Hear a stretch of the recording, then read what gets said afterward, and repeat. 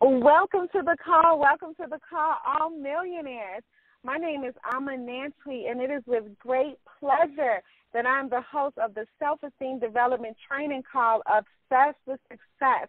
Thank you all so very much for tuning in. If this is your first time joining us, let me inform you that we do have these calls every single Wednesday, and they are always filled with strategies and tips on self-esteem development, entrepreneurship, as well as secrets of the super wealthy. This gentleman that I have the honor and the privilege of introducing has been building businesses since he was 11 years old. His very first business was even featured on a hit nationally syndicated television show called 60 Minutes. Since then, he has been extremely accomplished. He's done consulting for various Fortune 500 companies such as Red Bull, and Scion, just to name a few.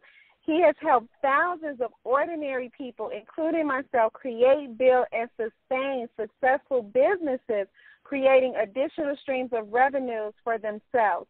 Millionaires on the line, he literally never had a traditional job a day in his life. This is what he is called, the entrepreneurologist. Mr. Ali is an author, a self-esteem development expert, my personal coach, my mentor, and my friend. Now, coming right up to the line is Mr. Haziq Ali. Are you on the line, sir? Yes, I am. Yes, I am. Can you hear me, Miss Nancy? Yes, I can hear you loud and clear. Please take it away. Okay, and thank you for that incredible introduction, and a big welcome to all the millionaires on the line who have decided to tune in. This is episode number 166. You know, last week we went over the 3 steps to asking for a raise. People seem to love that. We talked about creating instant empathy. On episode 165, we went over the 6 steps to that whole negotiation framework we've been going over. We talked about the magical voices to use that always get you your way. We talked about how to end arguments as friends, right? And that's just some of the stuff that we covered in episode number 165. Well, on to the next one. This is now episode number 166. We're doing part 2 on negotiation, getting the best deal, getting better deals on purpose. This is a good time to be text messaging your family and friends and letting them know that we are here, not just for them, but for you, because I'm promising you, you're going to need a study buddy today. So let's go ahead and get into it. All right, so one of my favorite quotes is that the danger of expecting nothing is that in the end, that might be all we get. I'm going to say that again. The danger of expecting nothing is that in the end, that might be all we get. See, with negotiation, you got to go in there having a specific goal, don't you? It's all about you understanding what it is you want out the game, right? But a distinction worth noting about negotiation is that everybody always pushes this win-win thing. Both parties have to win. But I got to tell you, that's usually kind of ineffective. Now, I've been notorious for even kind of like championing that, like make sure everybody wins. And there's a time and a place for everything. But when you're talking about negotiation, compromise is usually a bad deal. A lot of times people just compromise because it's the easy way out. Like, you know, picture this, you know, the wife wants the husband to wear blue shoes, but he wants to wear brown shoes. So what is the compromise? 1 blue shoe, 1 brown shoe? That's ridiculous. Either option would be better than the compromise. You get what I'm saying? Compromise lets us stay comfortable, but comfort zone is a coffin.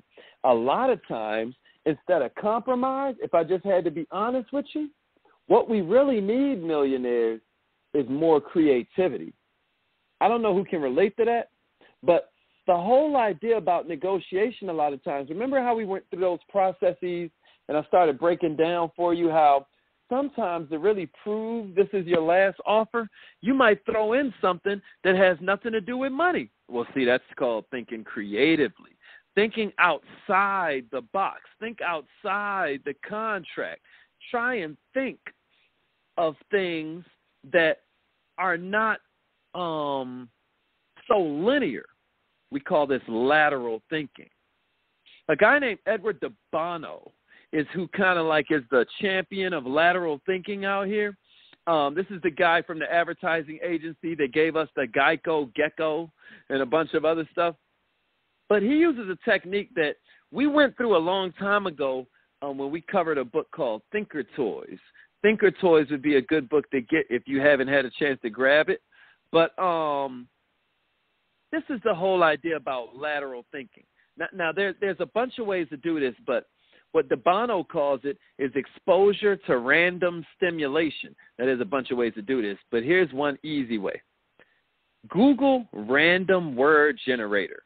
And, you know, if you want to be real, like, old school with it, what you could do is just open a dictionary, right? But here's the whole point. Open it randomly and pick a random word. Like, for instance, if I pick out the word magazine and I'm looking to kind of like close a deal with some kind of consulting client, and I pick the word magazine, or I'm trying to close a deal with a coaching client, right? I'm trying to help them step their marketing up.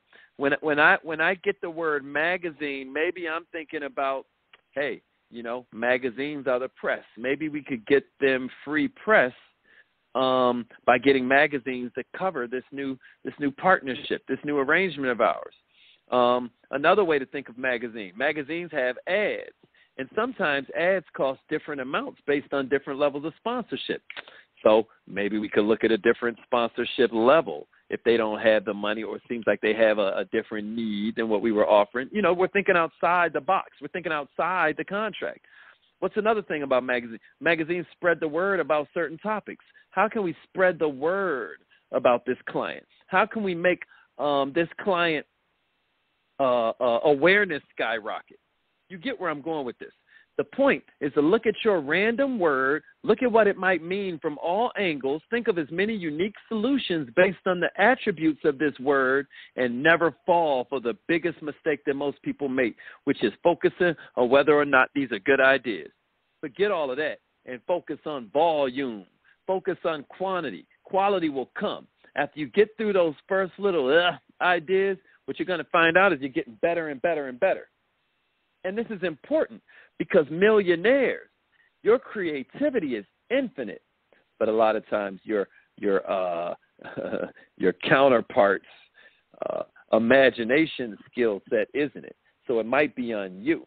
And always remember, we never rise to the occasion. We always fall to our highest level of preparation.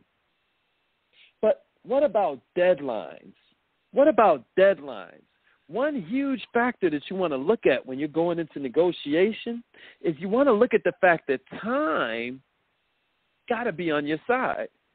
You've got to find ways to leverage the fact that time and deadlines, whether they're real or fake, are some of the most crucial variables to any negotiation. It could be the simple, gentle passing of time like a river. Or it could be its big brother, the deadline, that tsunami that's on the way. These are pressure screws to any deal. And here's the trick. What it does is it makes most people start thinking like doing it now is the same as getting a great deal. Here's a hint, millionaires. It's not. It's not even close.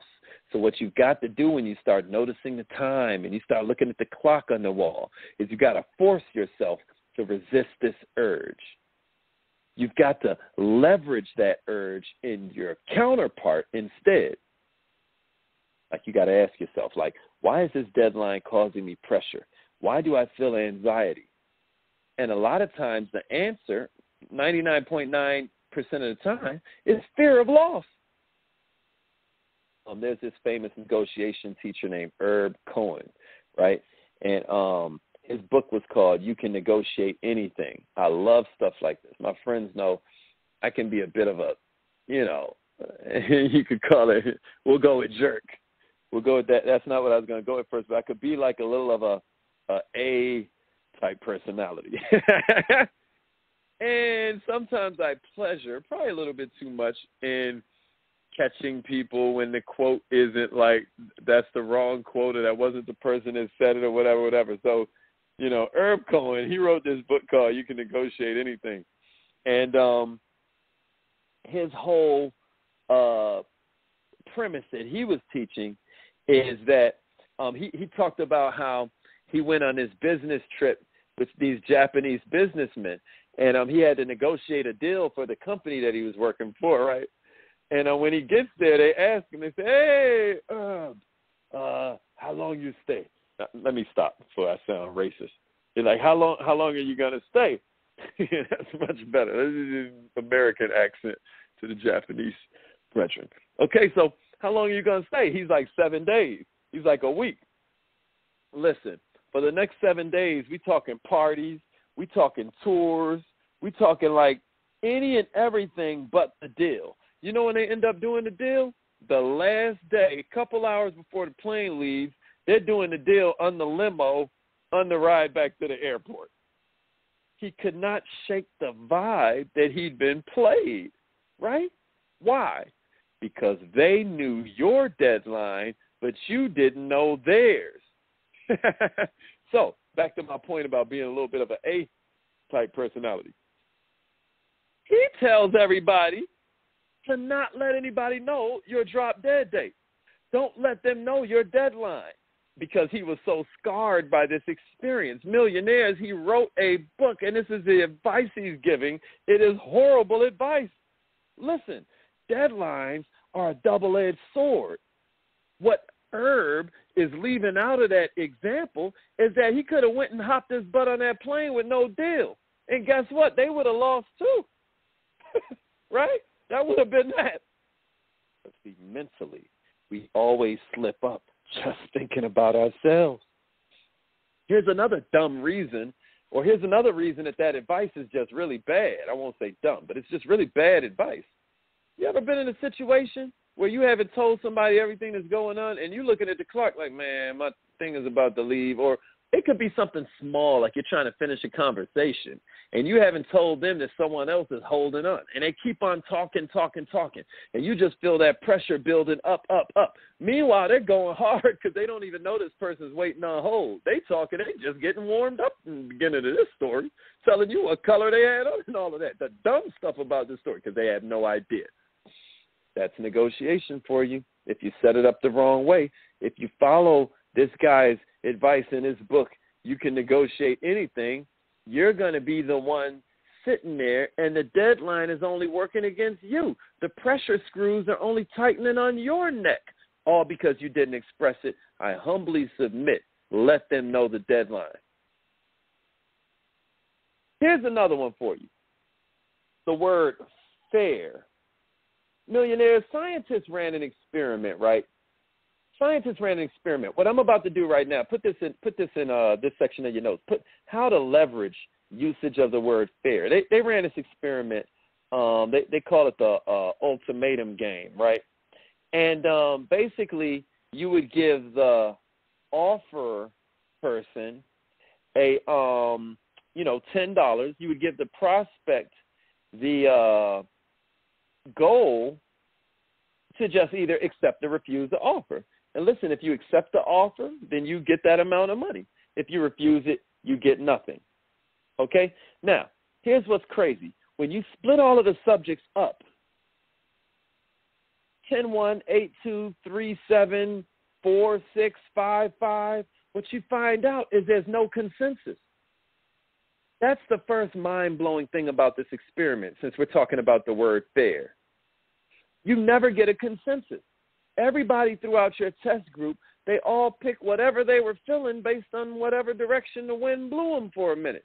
You never get a consensus. It's all split evenly. In other words, millionaires, there is no fair. Here's the second observation about that. Anybody who offered more than $1 made an emotional choice. Plus, if you turned down $1, you made an emotional choice. And I'll explain more in a minute, but unless I'm not an economics major, it is one of my favorite subjects, but how in your mind could 0 be better than the $1? Well, I'm going to tell you something. This most powerful word in all of negotiation, that four-letter F word called fair, is all based around the fact that human beings are just balls of emotion. Millionaires, my God, nothing matters more than how we feel we've been respected. People comply or don't comply strictly based on these feelings. I'm talking about they've run experiments where even monkeys hate injustice. You'll give both the monkeys the same job to do, and then you reward one monkey with grapes, right? You reward another monkey with cucumbers. Man, it will not be long before the one that's getting the cucumbers tries to bash the other monkey's head. He will go bananas. Everybody hates being treated unfairly, millionaires. And so what the science shows is that when you're talking about that ultimatum game, anybody who disrespects the other one or anybody who gives off this feeling of disrespect, put it like this. Anybody who presents less than half of their money gets that offer rejected. They get that offer rejected. And my goodness, if you offer them a quarter of your money or less, now they feel insulted. In other words, their hatred for being disrespected overpowers their need for sustenance. I'm talking about this is money right here. This is the energy form that provides sustenance in this economy. They will put their emotions over that. Isn't that interesting? Now, why am I pointing all of that out? Because if people are so emotional that disrespect outweighs logic, emotion just runs it. Doesn't it make sense we learn how to use this to our benefit? So here are 3 ways to use the word fair. The first one is when you're doing ego judo, right? Now that's how they'll try to use it on you. They'll say, we just want what's fair. Now, what does that do? That causes defensiveness. That causes discomfort. Now what you're doing when you use that on them, we just want what's fair, especially if they're a pushover, now they're making some irrational concession that they can't even execute. They just giving it to you because you asked so nicely. So how do you respond to when they try to use judo on you? We just want what's fair. You take a deep breath. You restrain that emotion you have. I know you want to surrender. I know you want to give in because they use the F word on you. But here's what you say instead. Write this down. Okay. Well, let's stop and go back to that moment when the unfair part started, and then we'll fix it. You see that? The second one is accusatory. They'll use fair in an accusatory manner. If you aren't careful, it's almost like they're saying, are you crazy? Are you just dull with it? We gave you a fair offer. See that? We gave you a fair offer, almost like they're playing you, like they're trying to demean you. So what you do is mirror that one. When they use it, and I don't expect you to get all of this from one training. That's why you're going to listen over and over again. But the whole idea is that you mirror that one, like fair. Never forget, after every mirror comes a pause. Every mirror comes a pause. Don't be like, fair? You got me faded. No, it's fair. It seems like you're ready to provide some evidence that supports that, huh? Now, worst case scenario is you get more data. You get more information you can work with. But I tell you what, you done took their claws out. Now, here's the third way to use fair. And millionaires, this is the most powerful, non-manipulative way to do it. This is the way you make it all count. Here's what you do. I want you to feel like you're being treated fairly at all times. So please stop me if at any time you feel like I'm being unfair, and I will address it. See, what you're looking for, millionaire, is a reputation of fairness. You're not looking to be a pushover. You're not looking to be a hard ass. You're looking to be fair, firm but fair. Let it precede you in a way that it sort of starts to help people expect success from you, right? Now, think about this when you're out here in the real world. right? What does a babysitter actually sell? What does a babysitter actually sell? A relaxed evening. An evening where you can just relax and chill. That's what they're selling, right? What does a locksmith sell? They're selling security, right? What does a realtor sell? They're selling memories and stability, right? Now, why am I mentioning that? Because millionaires, fear is just one of the drivers. But if you can learn these drivers, then you'll be able to use the benefits. Millionaires, our job as persuaders is even easier than we think, because it's not that we have to create the belief, it's that we got to destroy the doubt. We don't even have to create the belief. We just got to get rid of the resistance. And you don't persuade them to see your ideas. What you do is you put a saddle on them and you ride them to your ideas. Don't worry about letting them see it because you're describing it. Show them. Take them there. Write this down. He who's learned to disagree without being disagreeable has discovered the most valuable secret of negotiation there is. I'm going to say that one more time. He's learned, that's mostly what these two trainings have been all about, saying no without saying no. He who's learned to be disagreeable without, he's who's learned to disagree without being disagreeable has discovered the most valuable secret of negotiation. And here's how you do that, millionaires. You always, and this is why some of those fair ones do not work for you as well as you might think. You always give them the feeling of control. And that, millionaires, is where we come in with what we call calibrated questions. Millionaires, if you get nothing else from this, some of you know me from a training system that I developed called the PQS3. You can YouTube it on, you can actually put it in YouTube, PQS3.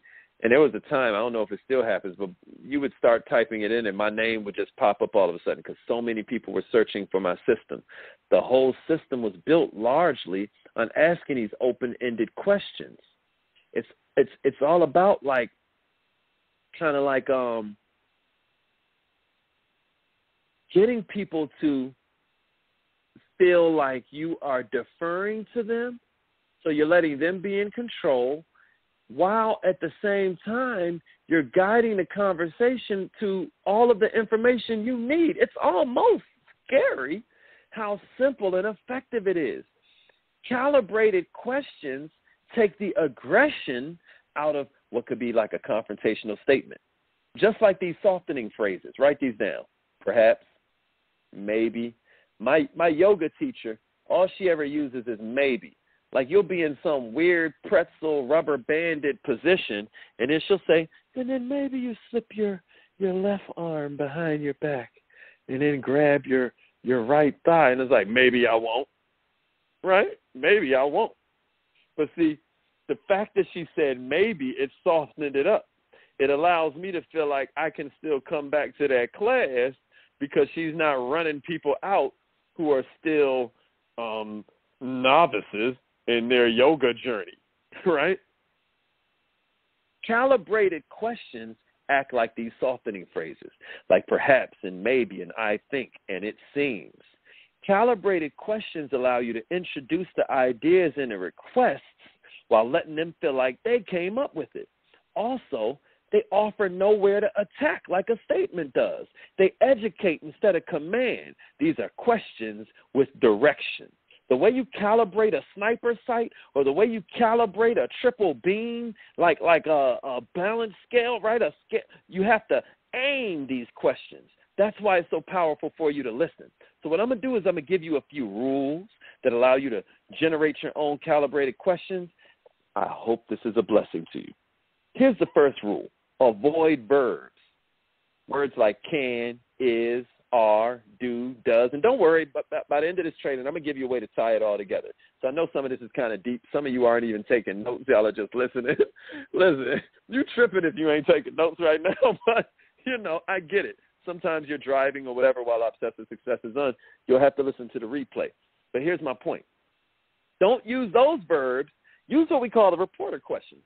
Who, what, when, where, why, how, right? That's what I'm famous for with that PQS3, right, where it's like the Q stands for questions. But here's a even deeper dive into that. Start with what and how, and sometimes why. Don't worry about the others. Who and when and where, they don't seem to make them think enough. Now, there are certain situations, like if you look at my PQS3 system, there are certain situations where that'll help you, right? No doubt about it. But there are other situations where, oh, man, all you're going to do is mess yourself up asking them those little simple questions. Because in this, which is a negotiation, not a sales sort of thing, I know that they're similar. As a matter of fact, they're very similar. They're probably like fraternal twins, right? But they are different. So when you're talking about calibrated questions for negotiation purposes, you don't want to go with who, when, and where because it doesn't make them think enough. They'll just answer real quick and not even think about what they're saying. And then why is kind of accusatory. So honestly, that can kind of suck at certain times too. So here are some sample questions that you may want to use that follow the rules. Write this down. What about this is important to you? Ooh, good one. How can I help make this better for us? How would you like me to proceed? What brought us into this situation? How can we solve this? What are we trying to accomplish? How am I supposed to do that? See, what you're doing is giving off this vibe with these questions like, I want what you want, if you want it, but I need your intelligence to overcome these obstacles. I got a buddy, really a mentor who he's famous for asking a question. Sometimes me and one of my business partners will laugh at it because we're all like in the upper echelon of this company, and then sometimes we'll notice he'll say, well, what does that look like for you? So how would that work? And see, because of the training that we've been through, I already know what he's doing. So it's hilarious to me, you know what I mean? But it'll be so funny listening to the other people on the line kind of squirm and flounder trying to answer these questions, flapping up and down like a fish on a sidewalk, wearing out all of their energy until they're worn down. And then, the suggestion can come that just saves the day because it's like, dang, I was tired of thinking of it and I hadn't really thought of that. I was just emotional. You see that? This really, really appeals the ego. You'll see what they're doing in it and you can't stop it like a Steph Curry jumper. There is extreme power in deference. So what I'm going to do to illustrate that is I'm going to give you guys a quick little 8-section script for a quick 8-section process for what we call the 90% script. This is the 90% script. Now, I feel like this hits every little spot of negotiation that we talked about so far. So I want you to write down these steps. Here we go. Step number 1. And this one is really good, literally, as a script, a text, an email. This is written form, kind of like, right? Okay. So first, and then it might start off written. Well, matter of fact, this example takes you through written, and that, because you never know, it might switch from written to verbal. It's all good. Maybe the email started off, and then we get back on the line, because that's always what you're looking for. You want on the line, and we'll talk about this in a minute. You want face-to-face, and you want face-to-face, hopefully, with their team, because there's always a team on the other side when you're talking about any negotiation that's worth anything. I'll get to that in a minute, but here go the steps. The first one is that no-oriented email, right? That's how we're starting everything off. I think I gave you one last week where it's like, have you given up on making this deal happen or something like that. Well, you can do you can do any slight version of that. Have you given up on settling this amicably? Have you given up settling this without the court systems? You know, negotiations could be about all kinds of different things, so just use your imagination. The next step is just the fact that we only left them a way to say either that's right. See, what we're trying to do is sum everything up. We're trying to form a dynamic of agreement. So now, after they say that's right, we answer back with something like, it seems that you feel my bill isn't justified. Now, what is that called? That's called a label. So now that they're talking, you take them through a calibrated question that gets them to reveal kind of like how they're thinking. So how does this bill violate our agreement? Right? Like if you're trying to get paid from them, now's the time that you kind of pose the question like, now wait a minute. Like how am I violating what we agreed to? But you just say it real simple. How does this bill violate our agreement? Like just give them the opportunity to point it out for you because you're just at a loss. You respect them. You want what they want, which is to settle this cool. If you're in the wrong, you're fully willing to take it. You just got answers. You need their intellect, their intelligence to help you out. Now, here comes more no-oriented questions that can remove some of these barriers. Are you saying I misled you? Are you saying I didn't do as you asked? Are you saying I reneged on our agreement? You know, or are you saying I failed you? See? Step number 5 would be labeling and mirroring the essence of their answers. That way, if they aren't acceptable, then they got to kind of think about them again. So you'll just say it back. It seems like you feel like my work was subpar. Or you could say, my work was subpar. Make them say it out loud. You know you've been going hard. You know you deserve every dime that you're billing them. Make sure that you make them think about it and consider it. Number 6, a calibrated question in reply to any offer other than full payment is your next move. A calibrated question has to come. It don't matter if it was close. It don't matter if it was, we're keeping our wits about us. So when they offer you anything other than your full goal, your full target, that's when you come with, so how am I supposed to do that? Now, step 7, if none of this gets that offer of full payment, if none of them gets this to give up what they know they owe you, then maybe you move to a label that sort of flatters his ego and his sense of power, right? It seems like you're the type of person who prides himself on the way he does business, rightfully so. It has a knack for not only expanding the market share, but making the ship run more efficiently. See? But you plan this out in advance. You already know who you're sitting there about to negotiate with 9 times out of 10. You understand who you're dealing with. You know what kind of ego they have. You know how they've been showing you how they wish to be treated the whole time you've known them. Now's the time you pull that in. You've got the power, don't you? Number 8, a long pause, and then one more. No, without saying no. And I'm going to take you through some more of these techniques in a minute. But this is sort of like the Hiroshima, right? This is the atomic bomb. When you give them that long pause and then you hit them with one more. Do you want to be known as someone who doesn't fulfill agreements? Woo! That's what you call a 90% script, baby, because this thing works 9 out of 10 times if you can stay calm, if you can make yourself stay rational. Now, most people won't, will they? Most people are literally at the victim. I'm talking about they are just victims of their feelings. You can set them off at any moment.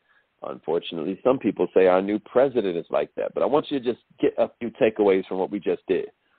1, don't try to force your opponent to admit you're right. If you get too aggressive, you're working against yourself. Number 2, avoid questions that can be answered with yes or no, or some little tiny piece of information. No. If it doesn't require thought, it is not your friend in a negotiation. You're trying to inspire reciprocity. So you want to get them to do something so deep that now you got a way to give something back, right? Okay. And even more so, that's why you're not asking these little simple questions that put no thought into it. Because now when they give you up that little thing, now it's like you owe them or things are going to reach an impasse. I hope I'm making sense. When you ask them for help, see, the whole thing about asking these questions is that they get to feel magnanimous towards you. This is why they start talking. This is when they start that verbal vomit thing that you're praying for. That's when they're going to start revealing all the information and these unknowns that we're about to talk about. So make sure that you're aiming your questions so that it points them towards solving a problem. This encourages them to spend their energy on devising a solution. And 9 times out of 10, it's going to be somewhere in a direction that you done figured out, because it's the solution. It's how we fix it. Not to say there's only one way to fix something, but at least we're getting them moving in that direction, and it feels like it's their idea. Quick little caveat, always bite your tongue. Do not let your emotions out. That is the wrong place in a negotiation. Avoid angry emotional reactions. Now, there's a way to be strategic with your anger and hit the table or something real quick, but be very strategic about that because you can mess it all up. And always remember that there's another team on the other side. Millionaires, who has the control when you're talking about a conversation? Is it the guy that's listening or is it the guy who's talking? Now, sometimes I've asked this question and I talk about how the one that has the control is the one that's asking the questions. So that could trick you up if you're not careful. It is not the talker, millionaire. It's the listener. So you ask the questions and then you listen. And that's because they're revealing information. And now, since you're training, since you're going to be trained well by the time you go through this 7 to 10 times, you're now directing the conversation towards your own goals. Think about that.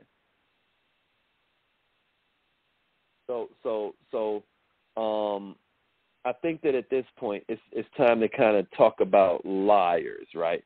Like how do you find out who liars are? Because it does you no good to listen to them or to go off what they're saying and they're lying.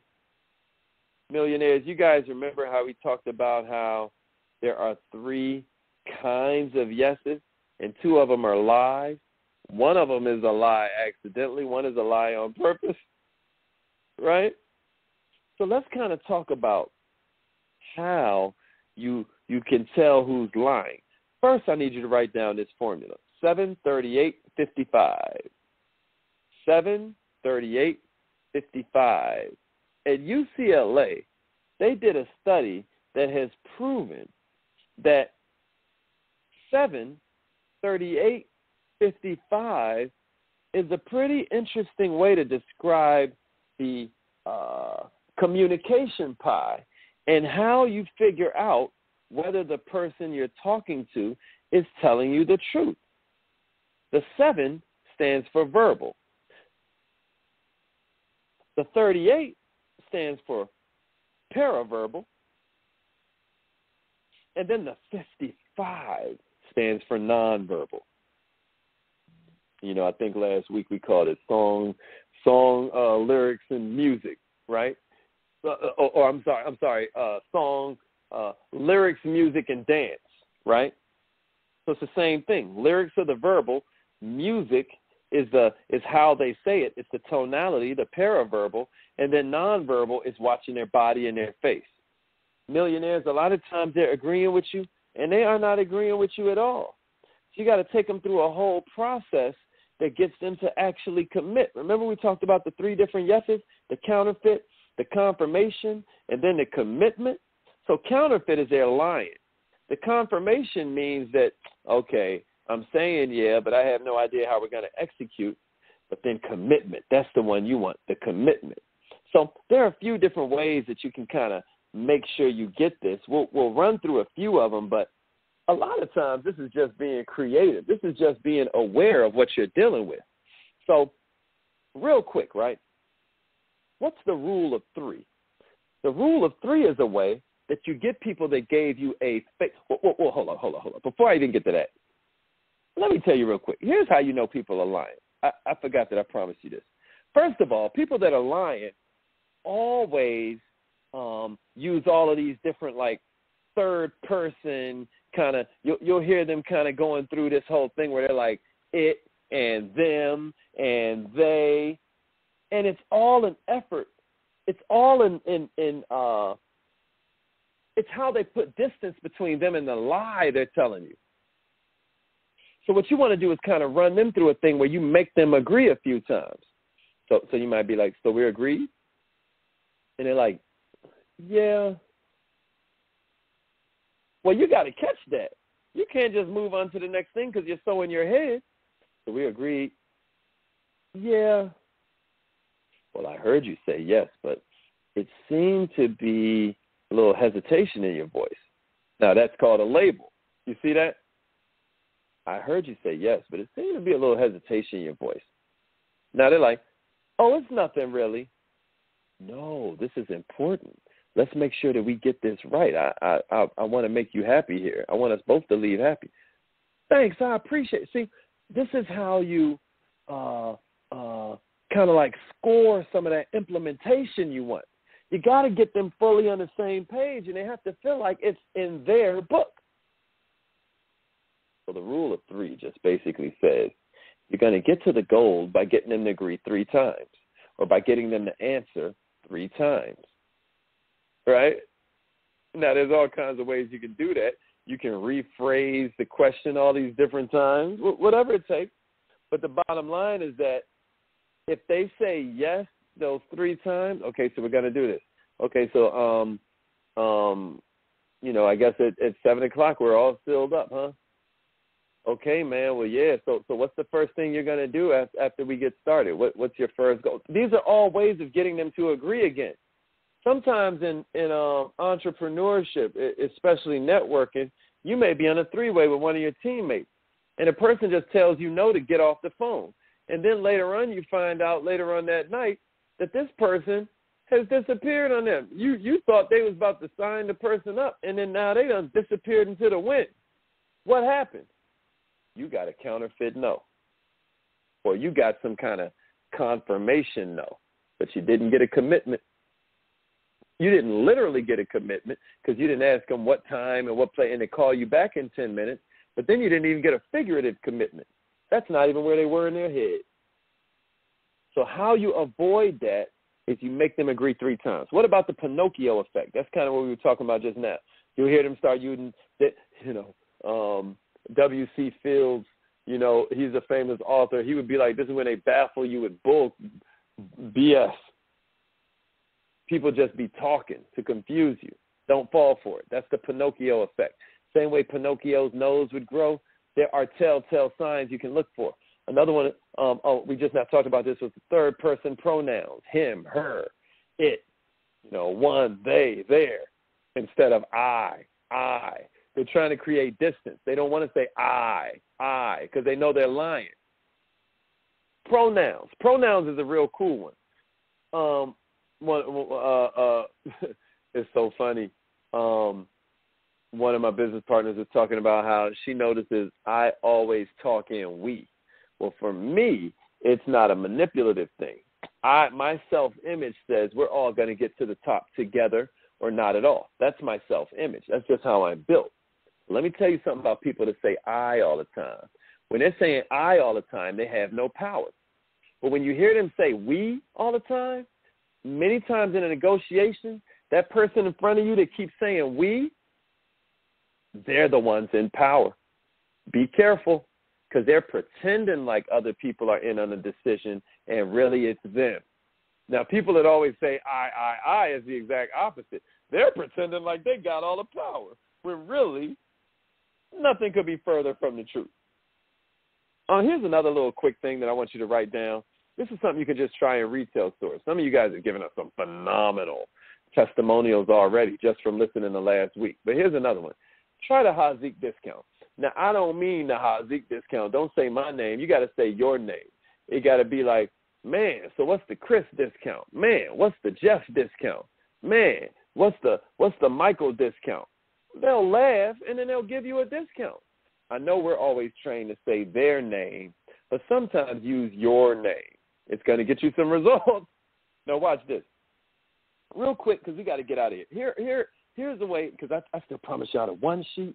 Wow. All right, so check it out. Check it out. Okay.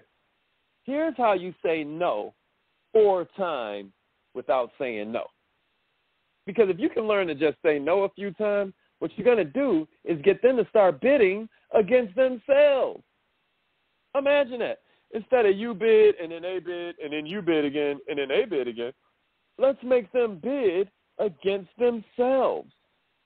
Watch this. The first time you hit them with Old Faithful. How am I supposed to do that? Then the second time you hit them with, I'm sorry, that is very generous. It just doesn't work for me. The third one is, I'm sorry, but I'm afraid I just can't do that.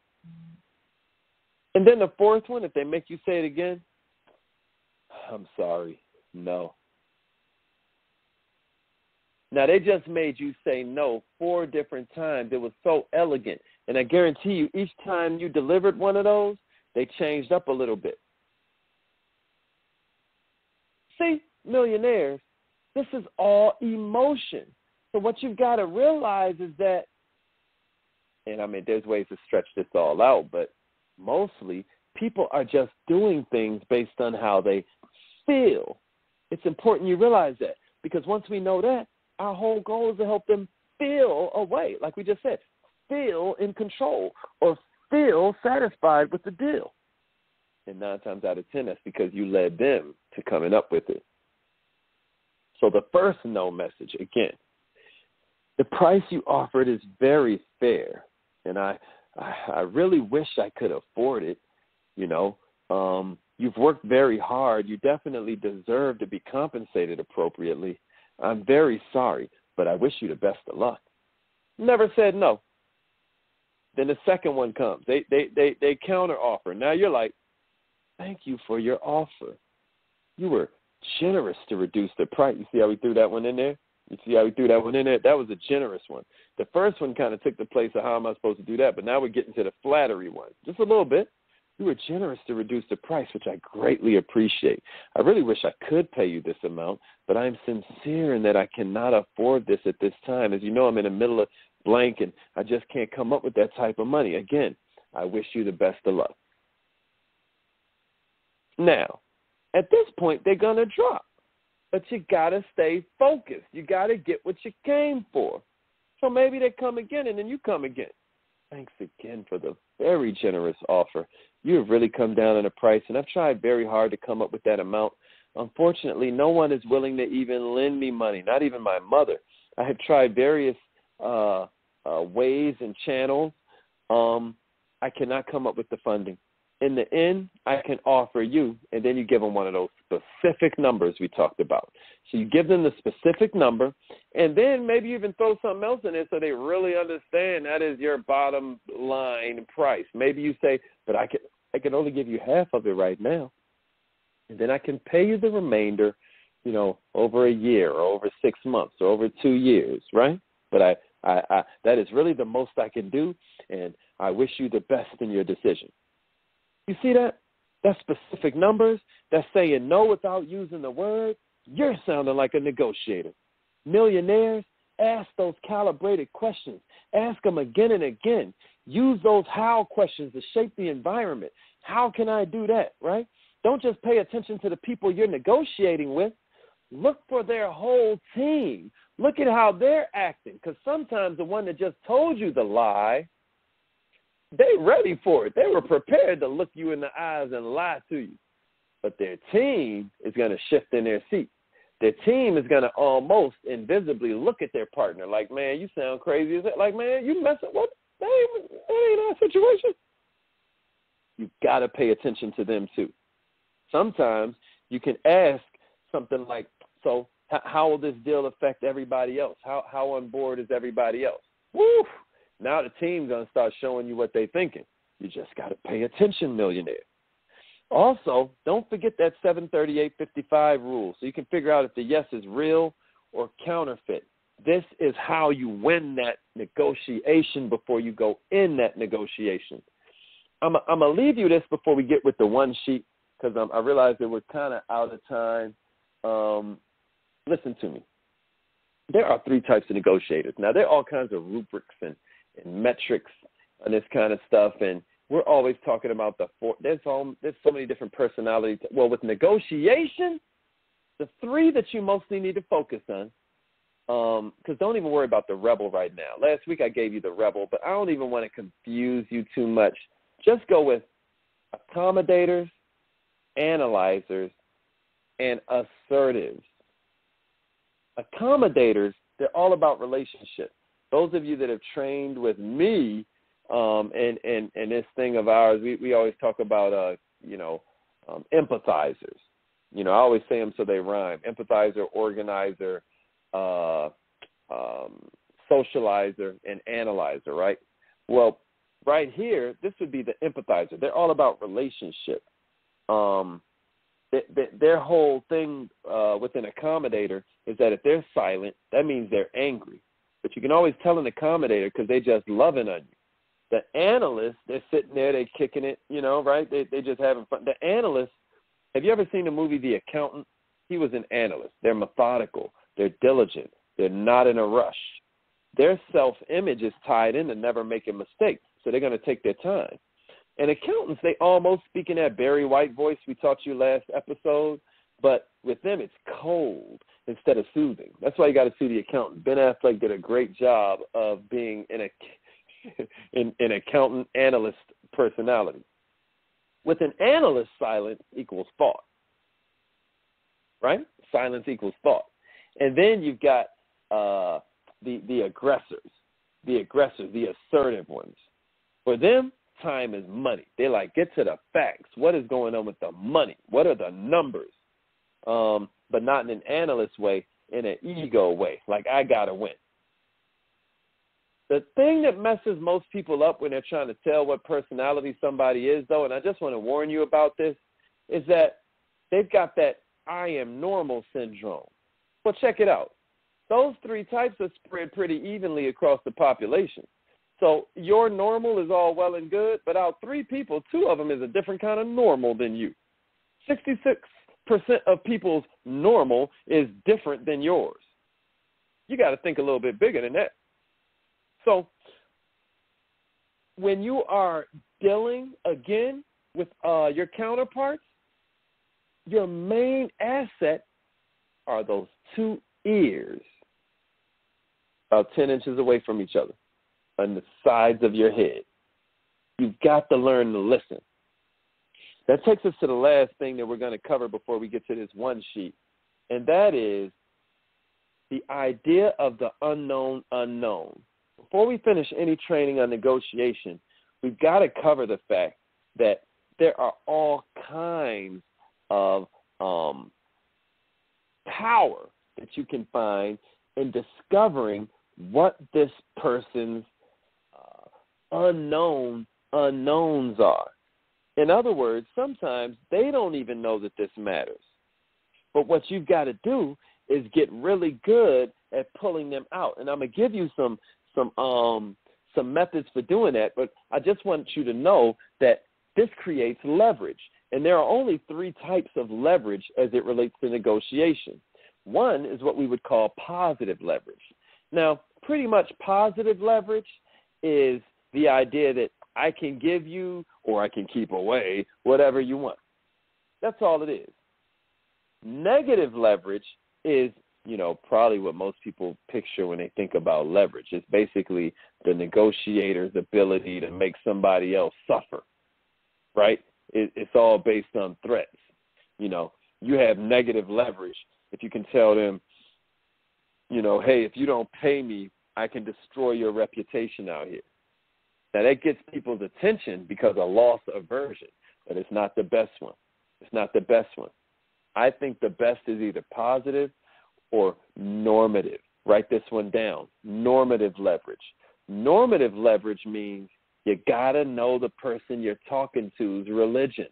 You've got to be able to use their normalcy, their standards, the whole idea that this is part of their culture. This is what they do. If this guy right here is a devout Christian, then maybe you talk to him about being a steward of his finances if you're dealing in the world of finance, because those words make sense to his, and that happened to be a literal religion, but sometimes somebody's religion could be the fact that they're a gang member, or their religion could be the fact that they are a certain kind of artist. Maybe they're a hip-hop artist. Maybe they're a sculptor. Maybe they're a photographer. They all come with their own ways of seeing the world. They all come with their own types of language, and they are all laying out everything that you need to know about them if you will just pay attention. Review everything you hear, and then sometimes you even want to use people that are backing you up to listen right along with you so you don't miss anything. So that was going to do it for our training. I think those 2 episodes gave you everything you need. When you're able to listen to both of those, I think you're going to have a full picture. I think you're going to make some serious money that would have got left on the table if you hadn't have invested this time in this. So what I'm going to do now is help you to create a one sheet. If this were the music business, then, you would kind of have this one sheet that describes everything that the person that's selling the record or selling the CD or selling this. Hello, now you ain't selling nothing. Ain't no record stores. But that's what it used to be called, so sue me. So I'm going to give you the 5 sections of your one sheet, and I want you to kind of like think these out based on what we've taken you through so far. Okay, the first one is the goal. The goal part of your one sheet is this whole idea that you're thinking through the best and worst case scenarios, but you're only writing down a specific goal that represents your best case scenario. I know aiming low is really seductive, but that's only because self-esteem ties so much into negotiation. Why do you think we're covering this on a self-esteem training? Set an optimistic but reasonable goal, define it clearly, write it down, discuss it with a colleague. That makes it harder for you to wimp out. That's important. And then carry that written goal into the negotiation. Here's the second section. Summary. Summarize and write out in just a couple of sentences the known facts that led you to this point. Now, you can't just be sitting there talking about what you want. You better be ready to use some of that tactical empathy we talked about last week so you can respond to their arguments. Because unless there's some kind of just lummox, ignoramus, they're going to come prepared to argue an interpretation of the facts as they see it. So what you got to do is get on the same page in the beginning. So lay it out in the beginning. Lay it out on your one sheet. Describe the lay of the land. Way before you think about how you're acting in that environment, first let's figure out, why are you there? What do you want? What do they want? Why? And you got to be able to summarize all of that in a way that makes them say the most 2 powerful words in the whole negotiation process. You learned them last week. That's right. No, that's the answer. That's right. All right. Section number 3. You do what we call the accusation audit. We start doing the labels, right? So now you've got 3 to 5 labels you just got ready so that you can perform. Remember when we talked about the Eminem 8 Mile technique? We talked about Eminem making fun of himself. That's called an accusation audit. I already know what you're going to accuse me of. You're going to say I'm a white boy, I live in a trailer park, and boom, boom, boom. So he would use that against his rap battle opponent, right? Okay. So prepare these 3 to 5 labels while you're thinking about how they're going to feel about these facts you just now threw out there. And you want to make a really powerful short list of the accusations, no matter how unfair or how ridiculous they might be, that they're going to levy on you. Turn each one of these accusations into a list of no more than 5 labels, but at least 2 or 3, and then spend a little time role-playing it. Now, again, that sounds like a lot, but you don't rise to the occasion. You fall to your highest level of preparation. So write down a few of these. These are some fill-in-the-blank kind of joints that I'll give you. You can just use these when you want. Here's the first one. It seems like blank is valuable to you. It seems like you don't like blank.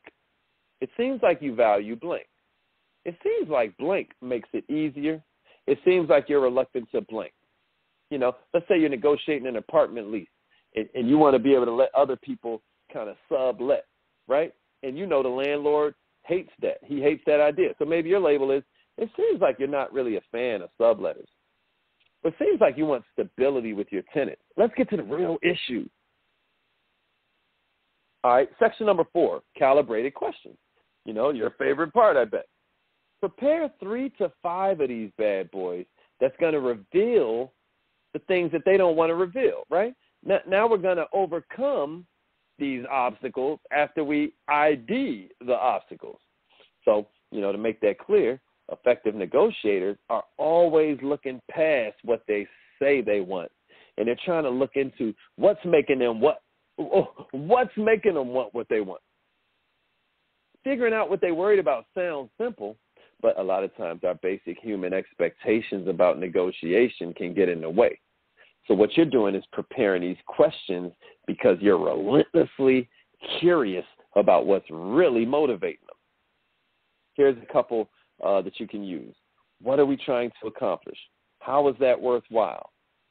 What's the core issue here? How does that affect things? What's the biggest challenge you face? How does this fit into what the objective is?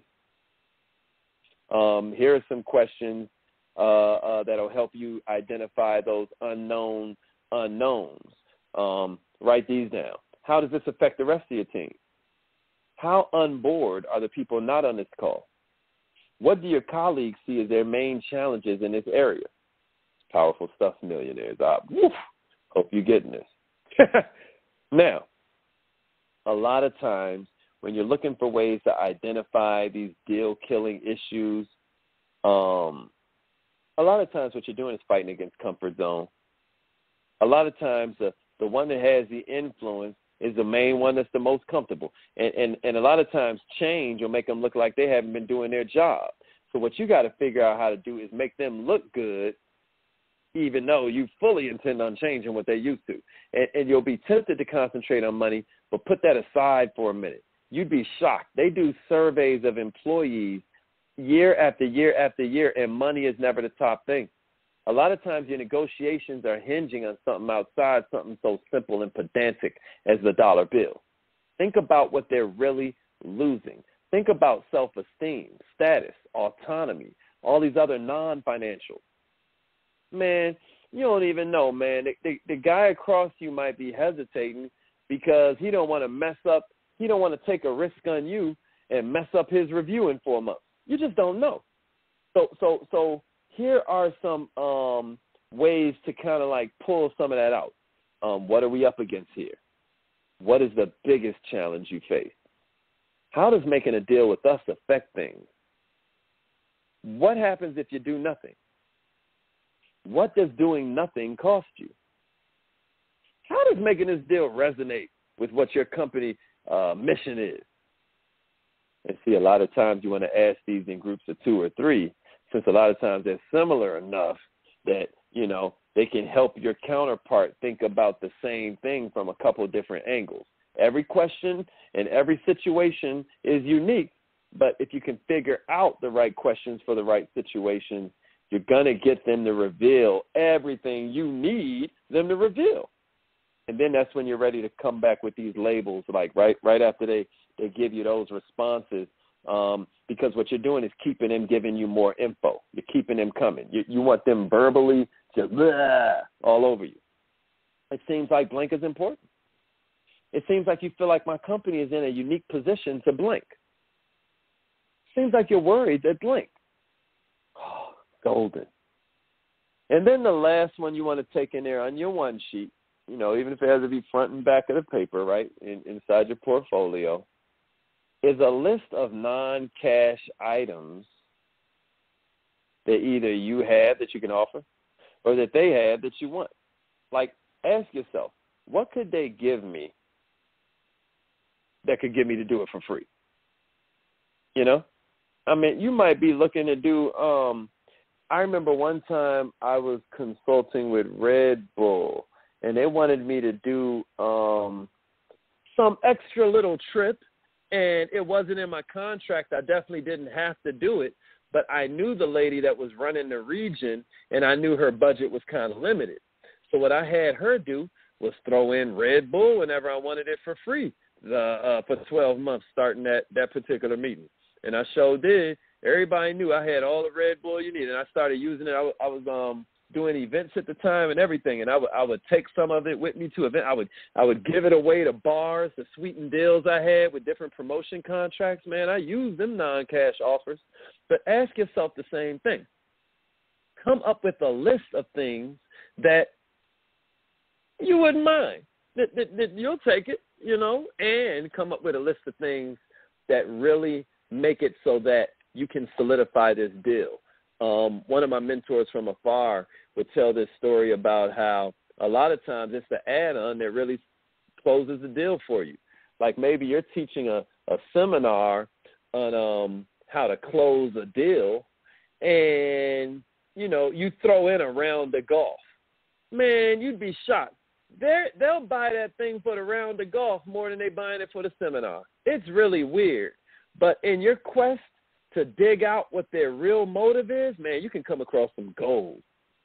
And millionaires, I hope you feel like these 2 trainings have been you coming across some gold. I hope you got a lot out of this.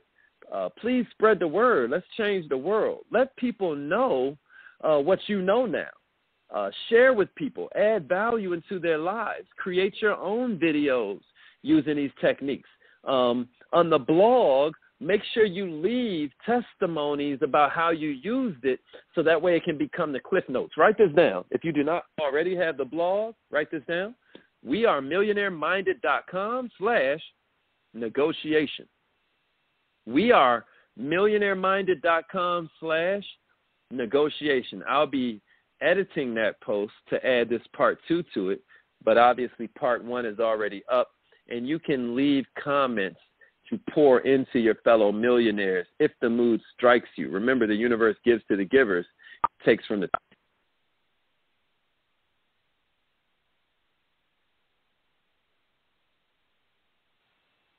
For episode number 166 of Obsessed with Success, Getting Better Deals on Purpose. I hope this has been of value to you and your friends and your family. And as always, I'm going to leave you with the simple thought that either your mind has to expand to match your goals, or your goals will just start to shrink to match your mind.